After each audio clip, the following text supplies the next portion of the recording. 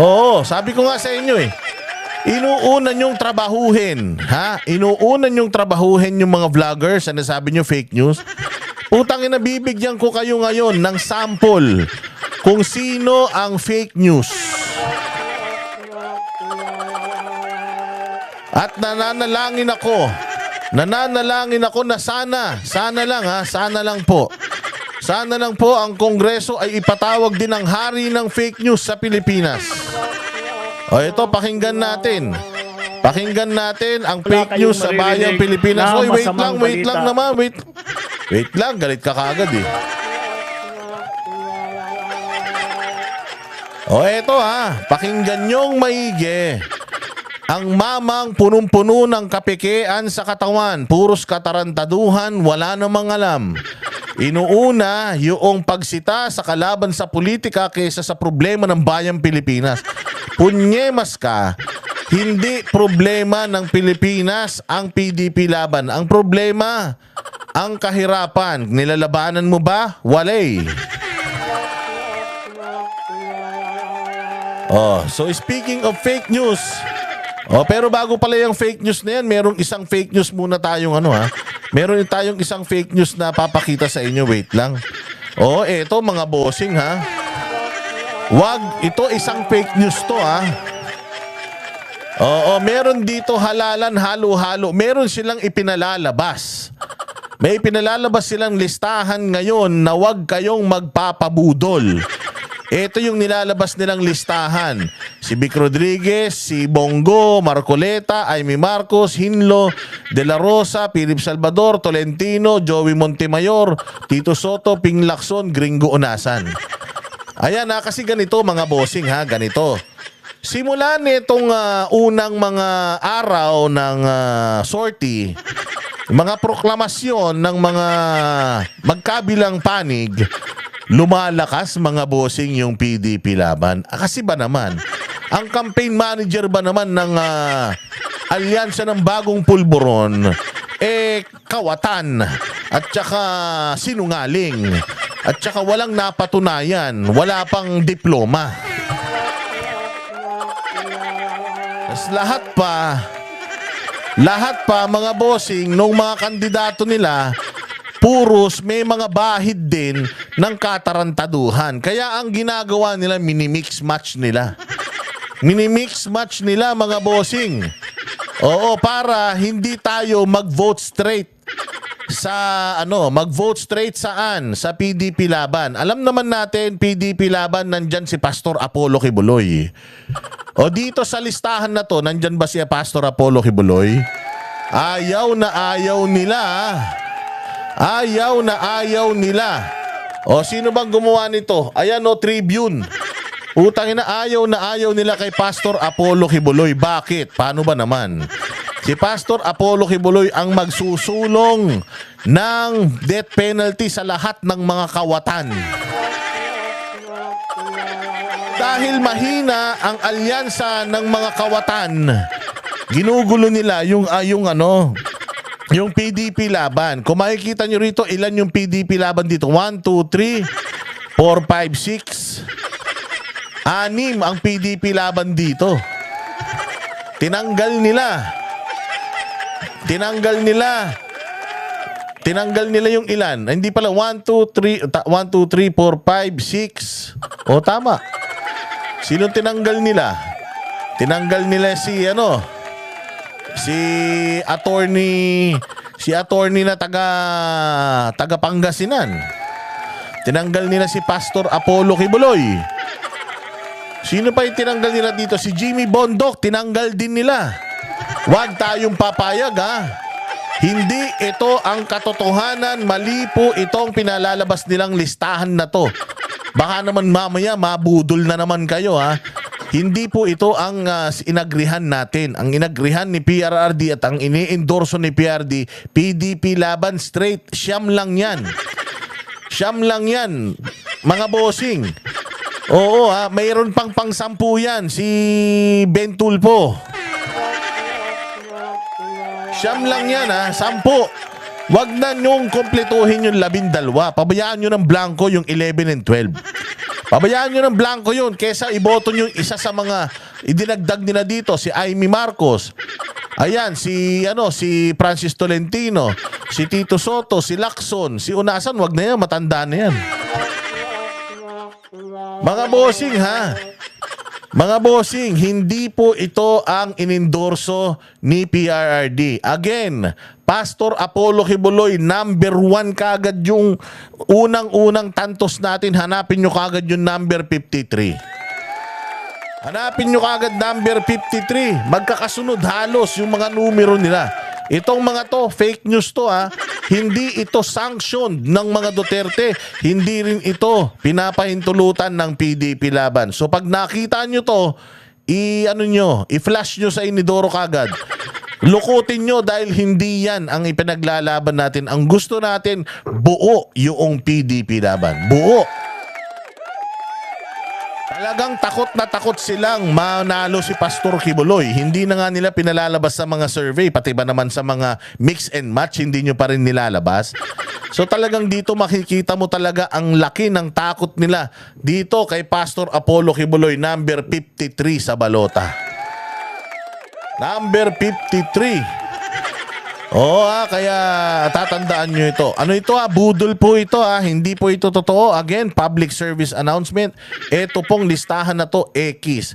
Iboboto natin si Atty. Vic, Philip Salvador, si Bongo, Marcoleta, JB Hinlo, Ronald De La Rosa, Pastor Apollo Kibuloy, Jimmy Bondoc. Yan po ang mga iboboto po natin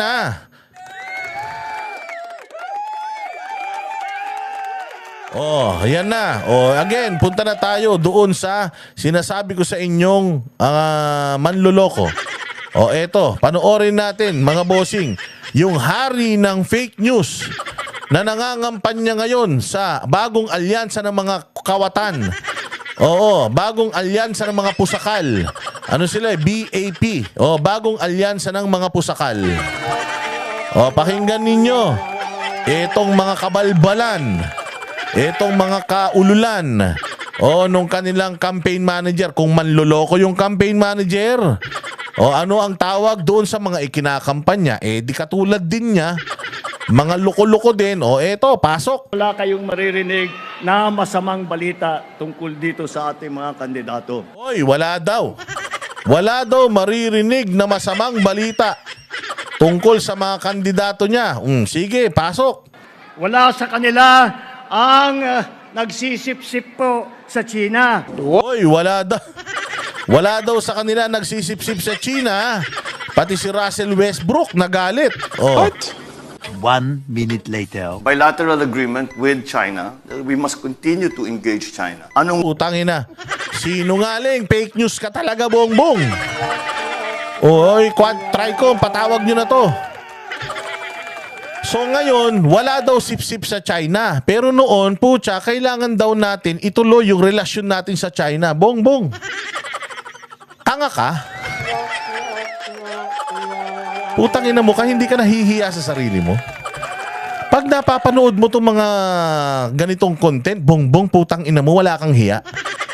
Saan ka kumukuha ng kapal ng muka? Para masabi mo ngayon lahat ng mga kabangagan mo. Noon, maayos-ayos ka pa ng konti. Diretso. ibang mga solusyon? Sasabihin natin, yung United States, pumasok uli kayo dito sa Pilipinas, kayo mag-defend sa atin. Hindi na pwede yun. Putangina mo.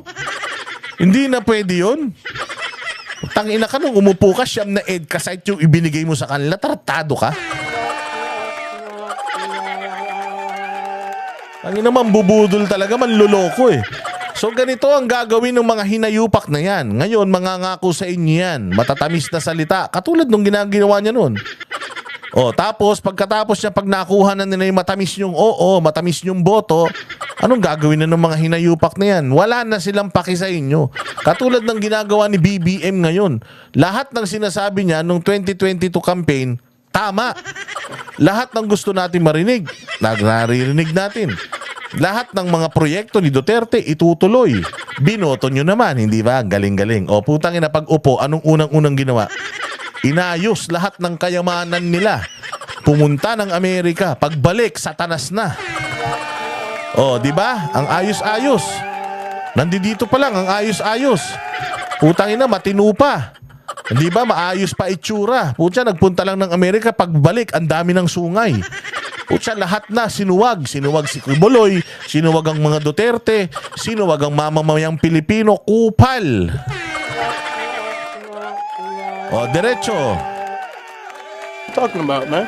Na pumapalak, yung iba pumapalak pa, na tuwan-tuwa, na pagka binobomba po ng tubig ang ating mga Coast Guard, kapag hinaharang ang ating mangingisda at ninanakaw sa kanila ang kanilang huli. What? 1 minute Ayan daw. Hinanakaw daw yung mga huli. O, diretso. later. Simula nung umupo si BBM, sa totoo lang, naging ano kami, baga lagi na lang kaming sinisita ng mga barko, baga tinatabihan kami. Nung nakaupo pa si Tatay Digong, buhay kami, malaya kaming nakakapangisda. Yun naman pala eh. Anak ng tinapay ka talaga, Bongbong. Kasalanan mo naman pala eh. Ikaw pala ang may kasalanan kung bakit nagkakahirap kandahirap-hirap tayo dyan sa West Philippine Sea, South China Sea na yan. Dahil pala sa kabubuhan mo. Ito galing na mismo kay Anthony Collado na mangingisda mula sa Zambales. Noong panahon daw ni Duterte, malaya silang nakakapangisda. Maayos yung kanilang kalagayan. Pero ngayon, noong dumating kang hayop ka, ganyan na, hinaharas na sila. Alam mo kung bakit? Tanga ka eh. Usapan, makikipagkaibigan ka sa China. Anong ginawa mo? Nakipagkaibigan ka dun sa kalaban nila. O ano nangyari ngayon sa bayan? O, binaharas yung mga natin, mga ngisda. Nagkaroon pa ng EDCA sites dito na Siam.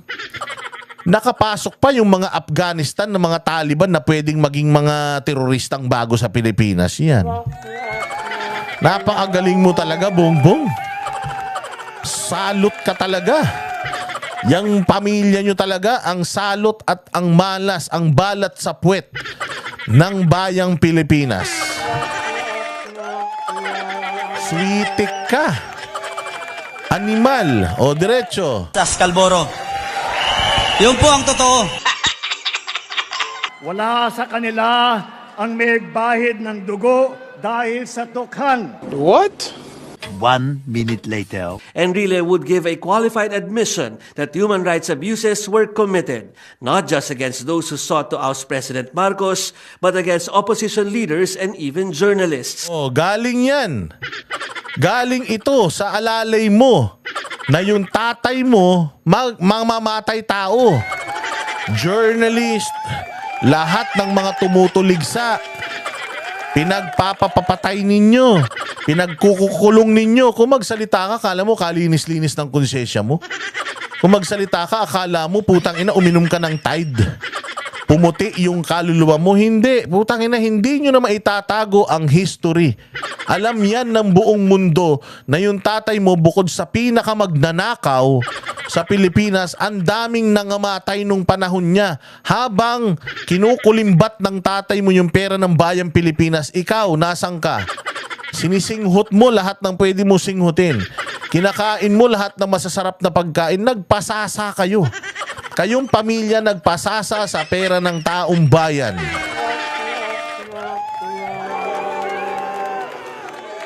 Ito ang ito ang legacy ng pamilya ninyo. Ang legacy ng tatay mo, ito, pinaka-corrupt na presidente sa buong mundo. Pinaka-kupal, inilinya kay Hitler sa dami ng pang-aabuso sa karapatang pangtao. Kung merong pinuno ng human rights violation sa Pilipinas, putang ina tatay mo yun. O tapos dumating ka, mas malala ka. O mas malala ka kasi hindi ka nga nagdeklara ng martial law, pero mas masahol pa sa martial law sa panahon mo ngayon.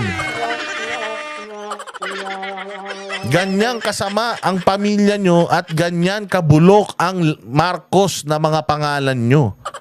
Yan ang legacy ninyo. Hanggang ngayon sa Bayang Pilipinas, 3 years. Sabi ko nga sa inyo challenge ko nung nakaraang video ko lahat ng mga loyalista, pati ng mga Duterte supporters, na maghanap kayo ng mga magagandang nagawa ni Bongbong sa Pilipinas. I-comment ninyo, bantay ako ng bantay ng comment, wala akong nakikita. Kahit mga loyalista, hirap na hirap silang maghanap kung ano ba yung mga magagandang ginawa mo. Alam mo ba si Pastor Apollo Kibuloy, bago mo siya tinarantado at hinayop, kinausap niya yung SMNI na maghanap kayo ng magagandang ginagawa ni Marcos, ibalita natin. Alam mo ba na ang SMNI, puta na ang babait na ng mga yan, hindi marunong magsinungaling ang mga yan. Wala daw silang makita na kahit isang magandang ginagawa mong animal ka. Magkakabati pa kayo nun, ha? Mga first year mo sa panunungkulan, mag-ayos pa kayo nun, magkakabati pa kayo nun. Hindi mo pa sila hinahayop nun. Oh, tapos anong ginawa mo? Ayan na, binwisit mo. So, tuloy-tuloy pa din yung hamon. Kung sino pa sa inyo ang merong nakakaalam ng magandang ginawa ni Marcos sa bayang Pilipinas, ilagay nyo naman dyan para maibalita natin. Ano pa? So you're acknowledging that there were human rights violations and there were killings There's during no martial law. question that there were. There's no questions that there were. This is according to your legal advisor and the chief of staff. Chief of staff ba? Oo, ng tatay mo na si Enrile. Dalawang Marcos. Pinagsilbihan niya, parehas tanga. Parehas abusado. Parehas abusado. Parehas magnanakaw. At parehas na walang silbi at walang nagawa sa bayan. Sasabihin nyo na naman, Boss Dada, mag-ingat-ingat ka sa sinasabi mo. Si Marcos Sr., ang daming nagawa niyan. Nakagawa ng 13-month, PICC, Heart Center, Large Lung Center, etc. etc. Tang-ina nyo, kayo ba naman na maging presidente ng 20 plus years? Utang-ina, hindi ka ba makakagawa ng ganyan? Si Duterte nga 6 na taon lang nanungkulan Naging 5 taon yung passport. Mali, naging 10 taon passport, 10 taon lisensya. Nawala ang red tape. O hindi ba? Build project. COVID facilities, ospital. O mga bakunang libre. Ayuda. Utangina nyo. O eto pa isang sinungaling. Meron pang isang sinungaling. Oo, eto pa isang sinungaling. Sabi ko nga sa inyo, kapag sinungaling yung nangangampanya, putang ina lahat yan sinungaling. Pero ito ang isang katulad ni Bongbong. Tingnan nyo, di ba, Bopols si Bongbong, no? Bopols tingnan nyo itong isang to. Mas Bopols. Ito, pasok. Ang programa ng ating Pangulo ay napakaganda. Bakit hindi dapat iboto si Senator Marcos? May bahid ng korupsyon, may issue ng korupsyon. Alam mo naman, ang korupsyon sa ating bansa ay talagang yan ang dahilan bakit naghirap. Lagi nating sinisisi ang pamilya Marcos pagdating sa korupsyon. Hindi ba natin nakikita na sa panahon ng Marcos, ang bansa natin number 1 sa ekonomiya? May kurap pang bansa na number 1 sa ekonomiya. Hindi rin malayong magkaroon. Di ba? Ano sabi? Tangina, ito pa isang sinungaling ito, sabi ko nga sa'yo, nagsama-sama yung mga sinungaling sa Pilipinas. Utangina, first honor si Bongbong, second honor tong abnoy na to Napakaganda. Napakaganda daw ng ekonomiya, napakaganda daw ng ekonomiya. Ulitin natin para maano. Ang programa ng ating Pangulo ay napakaganda. Napakaganda daw ang programa ng Pangulo. Gago, anong programa ng Pangulo? Pacquiao? Putangina, paki-explain. Anong magandang programa ni Pangulong Marcos? Kung maganda talaga, ano yung magandang programa niya? Bilis, ilagay mo dyan Pacquiao Tayo na, baka mamaya niyan, pag tinanong ka, ano magandang programa, ha? Hotdog. Sige, ano daw, maganda daw programa? Ang programa ng ating Pangulo ay napakaganda. Bakit hindi dapat iboto si Senator Marcos. May bahid ng korupsyon, may issue ng korupsyon. Alam mo naman, ang korupsyon sa ating bansa ay talagang yan ang dahilan bakit tayo naghirap. Lagi nating puta, nagagalit na. Lagi nyo daw sinisisi yung pamilya Marcos. Sa tuwi na lang daw, lagi na lang sinisisi yung mga Marcos. Putangin na mo. Ikaw nga na una eh. Nung 2022 pa, puro sisi ka na sa mga Marcos. Gago ka eh. Hukin ang ina mo ka. Tapos ngayon gusto mo, paniwalain mo kami na tama ka, siya mali, kami mali. Ulul. Ina mo, sinungaling ka din, katulad ka rin ni Bongbong. May alter ego ka din. Sabi ni Mike Abe, after ego. Puta, ano yan? Dalawa schizophrenia, may dalawa kang pagkatao. Tangina, nag-iisa ka lang sa mundo, dalawa yung utak mo. Dati magnanakaw sila, ngayon nagagalit ka na pag sinasabihan sila magnanakaw. Dati sinasabi mo na bilyon, trilyon ang ninakaw sa Pilipinas yan. Ngayon, ayaw mo na silang tawagin magnanakaw. Magkano? Ha? Magkano ang ibinayad sa'yo? Yaman-yaman mo na eh. Dami-dami mo ng pera. Dami-dami mo ng pera, gumaganyan ka pa. Hindi ba natin nakikita na sa panahon ng Marcos, ang bansa natin number 1 sa ekonomiya? May kurap pang bansa na number 1 sa ekonomiya. Hindi. Saan galing yung number 1 sa ekonomiyang hayop ka? Nasuntok ka siguro sa ulo kaya yan ang nakita mo, number 1 sa ekonomiya. Tarantado. Tayo na nga, iwan na tayo, gago. Putangin na mo, paano tayo naging number 1 sa ekonomiya? Wala nang makain mga Pilipino, tarantado ka. Tanginan to, saan ba nag-aral ng economics ng gagon to? Tanginan mo, anong alam mo sa ekonomiya? Ano alam mo sa ekonomiyang hayop ka? Hindi ka naman ekonomista.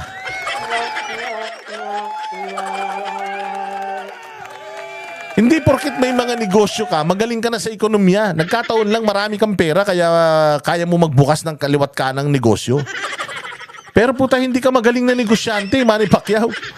Tangina, ano ba produkto mo na kumalat na sa buong Pilipinas? Wala, puros ka lang naman mga franchise ng mga, kung meron kang gasolinahan, nagpa-franchise ka lang naman gasolina. Magtayo ka na sa sarili mong gasolinahan. MP, gasoline, itayo mong putang ina mo, tingnan ko kung may magpagasolina dyan. Gunggong ka. Wala kang delikadesa, wala kang isang salita, putang ina Pacquiao. Salawahan ka. Dati, gigil na gigil ka, pinapadrug test mo pa. Tapos ngayon, aso ka na niya. Sa bagay, magkamukha kayong dalawa. So, walang korupsyon ngayon.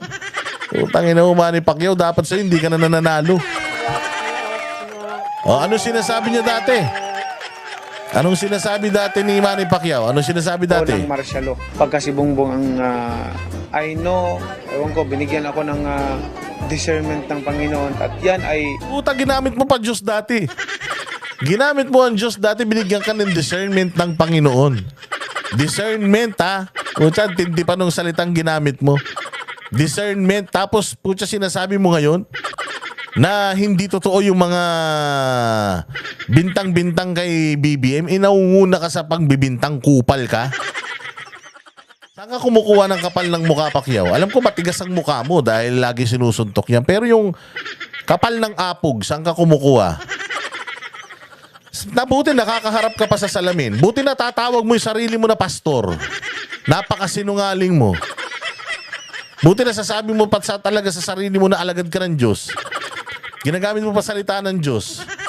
O, taas ngayon, kamakailan lang, sinabi mo na, sabi nakalagay sa Biblia, puta pati ba naman yung nakalagay sa Biblia na magpasailalim tayo sa may kapangyarihan? Hindi ibig sabihin bumabatikos kami sa gobyerno, hindi na kami nagpapasailalim sa kapangyarihan. Ang tawag dito, nag-exercise kami ng freedom of expression. Sinasabi namin, hindi kami masaya kasi yun yung nararamdaman namin. Kapag magnanakaw, yung inilagay, dapat, dapat anuhin mo, sabihin mo, mali.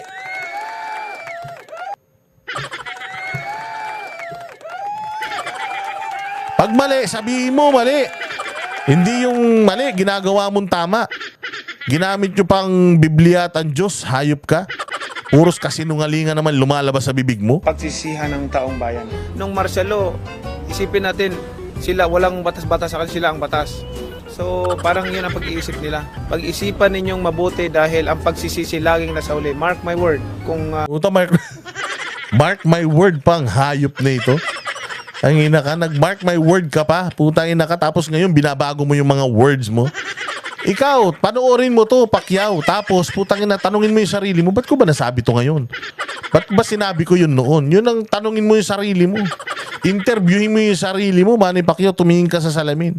Iba yung sinasabi mo noon, iba yung sinasabi mo ngayon. Yan yung sinasabi mo noon. Ano yung sinasabi mo ngayon? Ba't pinagtatanggol mo na? Ibig sabihin, salawahan ka. Ibig sabihin, traidor ka sa sarili mo.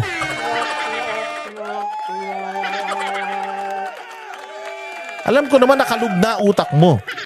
Alam ko naman na puta maluwag na ang mga tornilyo mo. Siyempre ba naman, puta na, lagi ka sinusuntok sa ulo eh. Talaga naman luluwag ang tornilyo mo. Kapag ka maluwag na tornilyo, magpahinga na. O magpahinga ka na lang, magsabong ka na lang, Pacquiao. Gusto nyong magkaroon tayo ng Marcelo ulit, then iboto nyo siya. At nakita ko ang programa ng Pangulo dito sa bagong Pilipinas. Hindi ba dapat suportahan natin? Hindi pa maganda yan? Putangin na mo. Gago, anong ang programa sinasabi mo? Anong mga programa ilabas mo? Putang, wala kang masabi kung anong programa tas gusto mo magpasalamat kami. Gago! Trabaho ng presidente ang gumalaw, pagandahin ng Pilipinas. Punyeta ka. Hindi tayo dapat magpasalamat dun. Gago. Gunggong. Ikaw talaga si Manny Itlog. Utangin na puro itlog ang laman ng utak mo. Sa totoo lang, Manny Itlog, ha? Utangin na trabaho ng presidente yan. Bakit mo siya pasasalamatan? Ha? Hinalal ng bayan yan para magtrabaho para sa Pilipinas. Ba't mo pasasalamatan? Si PRRD nga, pinasasalamatan namin, ayaw niya eh. Gumawa pa kami ng salamat PRRD dahil sa dami na nagawa niya sa Pilipinas, pero he's still humble. Kailan ka pa naging apologist at kailan ka pa naging cheerleader ni Bongbong Marcos, hayop ka? Tingnan mo, sinasabi mo dati. Sila nabalik sa power, yung mga nakadispute na mga ari-arian, kayamanan na trilyon-trilyon, gold deposit, lahat yan, malilinis na yan at kaya na nilang i-transfer sa sariling account nila, sa personal account nila. Ang mga Marcos, billion-billion, trilyon-trilyon ang corruption. Tapos ibubuto natin. Talagang ang talino natin.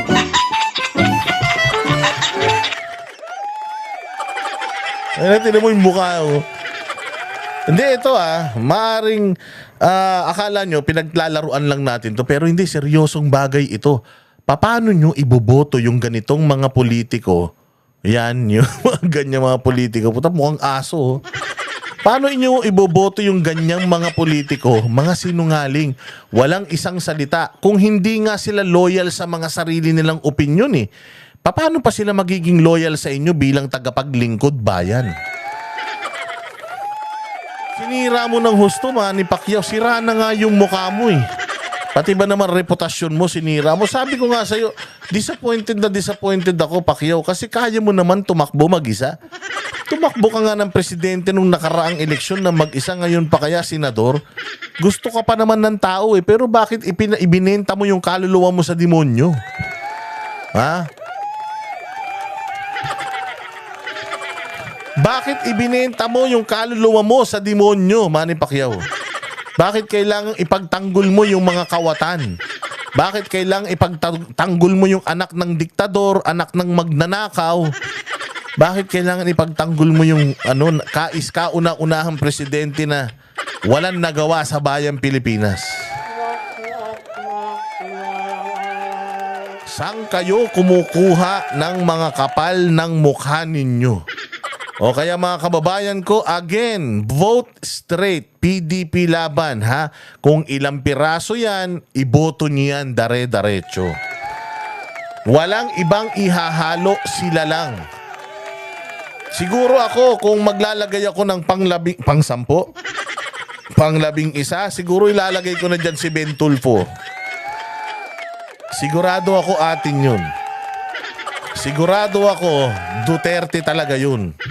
Oo, at hindi yun katulad ng mga kapatid. Pero regardless, itong kumag na to, yung kumag na yan, wag nyo nang iboboto yan.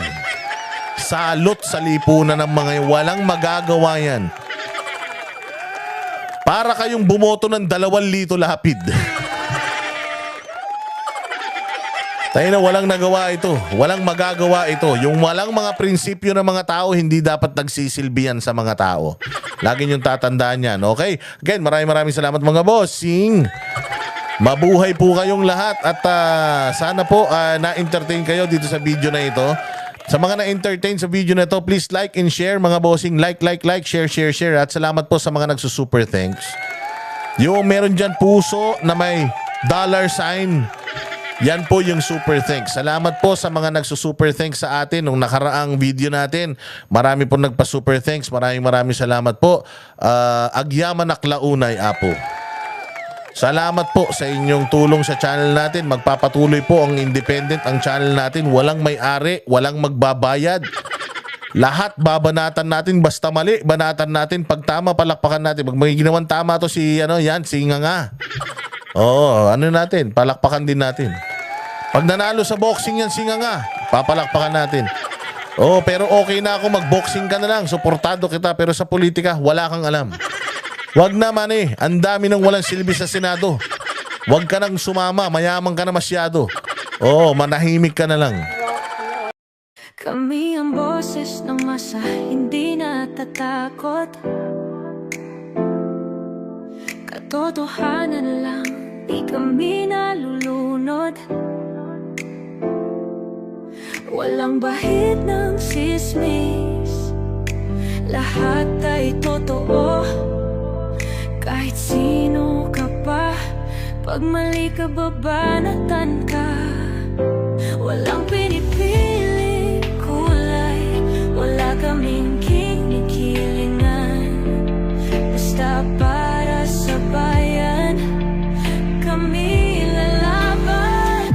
Pagdama palakpakan, pag mali banatan. Di matitinag, di matatakot, para sa bayan tuloy ang sigaw. Sa harap ng kamera, walang halong takot. Mga baluktot, lahat kayo'y tutumba. Ang hustisya at totoo, yun lang ang mahalaga. Kahit sinong harang, di kami matitinag. Walang pinipili